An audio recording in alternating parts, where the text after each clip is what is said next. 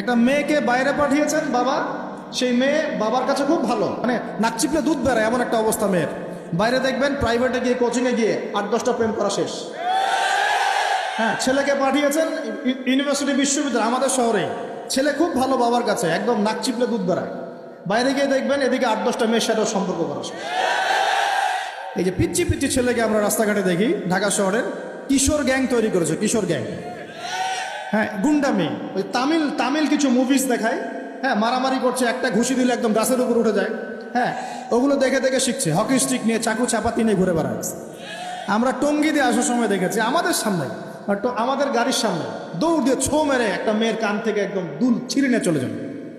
কানে দুল পরে আছে একটা মহিলা, কান টেনে ছিঁড়ে নিয়ে চলে গেল। মোবাইল ফোনে কথা বলছেন, গ্লাসটা খোলা, এইটুক সময়ের মধ্যে ছো মেরে মোবাইল ফোন নিয়ে চলে গেল। হ্যাঁ, এটা আমাদের শহর। ছোট ছোট বাচ্চা কাছে 8-10 বছর, 15 বছর, হাইস্ট 20 বছর বয়স, কিশোর গ্যাং। আবার এতটুকু ছেলেকে দেখেছি এই যে কিছু প্লাস্টিকের মধ্যে কি জানি টানে আমাদের শহরের মধ্যে, মাদক সর্বত্র সর্বত্র সর্বত্র। আমাদের যুব সমাজ, এই শহরের যুব সমাজ দেখবেন যাদের বাপের একটু টাকা পয়সা আছে, ওকে আর কে পায়, ওকে আর কে পায়। ওকে একটা বাইক কিনে দিয়েছেন, হ্যাঁ, ওই যে R15 টাইপের একটা বাইক দিয়েছেন, ব্যাস দাবড়ায় সারা দুনিয়া ঘুরে বেড়ান। আর এই তো আমরা যে শহর, যে রাস্তাগুলো দিয়ে হাঁটাচলা করি, পিছনে মেয়ে তো থাকবেই বাইক থাকলে। আর মেয়ের অবস্থাটা এমন যে পোশাক তো নাই। মনে করেন ছেলের পোশাক এখন মেয়ে পরছে, মেয়ের পোশাক ছেলে পরছে না, এখন তো ওই যুগ চলছে। এখন এই পোশাক পরে ছেলেকে পিছন থেকে এমনভাবে জড়িয়ে ধরে যাচ্ছে রাস্তা দিয়ে ওপেনলি, পাবলিকলি, মনে হচ্ছে ওর স্বামী মনে হয়। আপনি কি আপনার স্ত্রীকে নিয়ে এভাবে ঘুরে বেড়ান?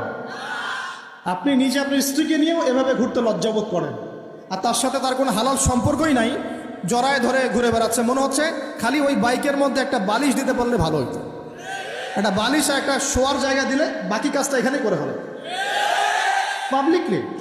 নবীজি এটাই বলেছিলেন, শেষ জামানায় রাস্তাঘাটে মানুষ জেনা করবে, রাস্তাঘাটে জেনা করবে। এটা দেখার জন্য ঢাকা শহর সবচেয়ে ভালো জায়গা। এখন ঢাকার মতো বড় বড় যে শহরগুলো আছে না, সবগুলো এগুলো জাজল্যমান দৃষ্টান্ত হয়ে আছে। রাস্তাঘাটে মানুষ জানা করবে। মেয়েকে পড়তে পাঠিয়েছেন, টিউশন দিয়েছেন, ওই টিউশন দিয়েছেন, টিচারের সাথে অবৈধ সম্পর্ক করা শেষ। কোনো জায়গায় টিচারকে বাসায় নিয়ে আসছেন, বাসায় এসে আমার মেয়েকে পড়ায় যান, কত বড় বুদ্ধিমান পিতা আপনি। হ্যাঁ, অলরেডি দেখবেন তার সাথে তার ঘটনা ঘটা শেষ হয়ে গেছে। আর মেয়েরা আপনাকে বলবে না, কারণ কেউ মানে বাধ্য হয়ে এসব জায়গায় ভিকটিম হয়ে যায়, আবার কেউ নিজের ইচ্ছাতেই গাছগুলো। এমন নয় যে সব মেয়ে ধর্ষিত হচ্ছে ছেলেদের আগ্রাসনের কারণে, ব্যাপারটা এমন নয়। বহু মেয়ে নিজের ভুলের কারণে ধর্ষিত হয়, বহু মেয়ে নিজের খারাপ স্বভাবের কারণেও তার ইজ্জত হারিয়ে ফেলছে। একটা মেয়ে যে রাত্রে যে 12টা, 1টা, 2টা বাজে বাইক নিয়ে ঘুরছে, ওকে কি রাস্তাঘাটে ঘুরতে 12টার সময় কেউ বলেছিল? এখন যদি এই 2টা 3টা ছেলে মিলে ওকে ধর্ষণ করে, দোষটা কি ছেলেটার হবে না মেয়েটার দোষ নাই? এখানে মেয়ের বাবার দোষ নাই, মেয়ের ফ্যামিলির দোষ নাই। তাহলে আমরা শুধু কেন ছেলেদের দিকে ফোকাস করি কেন?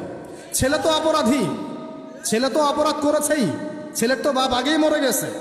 ছেলের বাপ যদি বেঁচে থাকতো তাহলে ছেলেকে তো আদব কায়দা শেখাতো, ছেলেকে শেখাতো যে দেখো বাবা, আমরা আমাদের সন্তানদেরকে শেখাই বাবা, সেটা হলো ইঁদুরের মতো বড় হয়েও না, সিংহের মতো বড় হয়েও। ইঁদুর কি করে? ইঁদুর রাতের অন্ধকারে মানুষের বাসায় বাসায় চুপচুপ করে খেয়ে বেড়ায়, দেখবেন তাই না? যারা রাতের অন্ধকারে জেনা করে বেড়ায় এরা ইঁদুরের মতো, রাতের অন্ধকারে খালি এই হোটেল ওই হোটেল, এই ঘরে এই ঘরে ঘুরে বেড়ায়, এই প্রেমিকার ঘর এই প্রেমিকার ঘর, এই ফ্ল্যাটে ওই ফ্ল্যাটে ঘুরে বেড়ায়। আর যারা সিংহ পুরুষ তারা বিয়ে করে প্রকাশ্য স্ত্রীকে নিয়ে ঘুরে বেড়ায়। তো আমরা আমাদের ছেলেদেরকে এটা শিখাই না তো, বরং আমরা শিখাচ্ছি তোমাকে নিজের পায়ে দাঁড়াতে হবে, বড় হবা, 30-35 বছর হোক তারপর বিয়ে করো। আর এই 18 বছর হয়ে গেছে, 18 থেকে এই যে 30, এই 12 বছরে তার তো যৌবনের তাড়না ছিল, এই তাড়না মেটাতে না পেরে সে পতিতালয়ে গিয়েছে, ওই যে কার ফ্ল্যাটে গিয়েছে, কোথায় কোথায় মাদকের আসরে বসেছে, মেয়েদেরকে নিয়ে এইখানে ওইখানে ঘুরে বেরিয়েছে। আমরা তো এমনও দেখেছি যে গাড়ির মধ্যে ছেলের কোলে মেয়ে ঘুরে ঘুরে বেড়াচ্ছে এখানে শহরে। এই শহরগুলোর মধ্যে আল্লাহ পাকের আযাব আসবে না তো কি আসবে আমাকে বলুন? শেষ জামানায় যে কয়েকটা পাপের কারণে আযাব আসে তার মধ্যে অন্যতম সেরা পাপটা হচ্ছে জেনা। আমরা এই শহরটাকে জেনার শহর বানিয়ে ফেলেছি, জেনার শহর। এগুলো গেল অবিবাহিতদের কথা। ইভেন ইউনিভার্সিটিগুলোর মধ্যে গিয়ে দেখবে, ইউনিভার্সিটিতে গোল করে গ্রুপ স্টাডি করছে, গোল করে এবং ছেলের কাপড় মেয়ে পড়ছে, মেয়ের কাপড় ছেলে, কাপড়ের কোনো বালাই নাই। নবীজি বলেছিলেন শেষ জামানায় দুই শ্রেণীর মানুষ আসবে, আমি এদেরকে দেখি নাই। নবীজি দেখেন নাই মানে 1400 বছর আগে ওরা ছিল না। এক শ্রেণী হচ্ছে হাতের মধ্যে মানুষকে মারার কিছু অস্ত্র নিয়ে ঘুরে বেড়াবে, এরা মানুষকে নির্মমভাবে পিটাবে, নির্মমভাবে পিটাবে, নির্মমভাবে মানুষকে পিটাবে। এই শ্রেণীকে আমি দেখিনি, এরা আসবে পরে। আরেক শ্রেণী হচ্ছে এমন এক শ্রেণীর মহিলা বের হবে যারা কাপড় পরেও নগ্ন থাকবে, নিজেরাও আকৃষ্ট হবে, অন্যকে আকৃষ্ট করবে।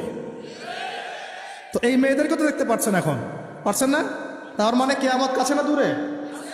আর আমি এখন ওই হাতে লাঠিওয়ালা ওই গ্রুপকেও খুঁজে পেয়েছি। হাতে লাঠিওয়ালা সেই গ্রুপ কোনটা জানেন? ওই যে ঘরের মধ্যে ঢুকায় ঢুকায় যে ছেলেগুলোকে মেরে মেরে রাত্রেবেলা মেরে ফেলায়, সেটা গ্রুপের। বিভিন্ন হলে হলে দেখেন না, হকি স্টিক নিয়ে 8জন 10জন মিলে এক একটা করে ছেলেকে ডেকে নিয়ে পিটাই পিটাই মেরে ফেলায়, এগুলো সেই ছেলে। এদেরকে যারা জন্ম দিয়েছে ওই বাপের জন্য ধিক্কার, এদেরকে যারা জন্ম দিয়েছে এই বাপের জন্য ধিক্কার।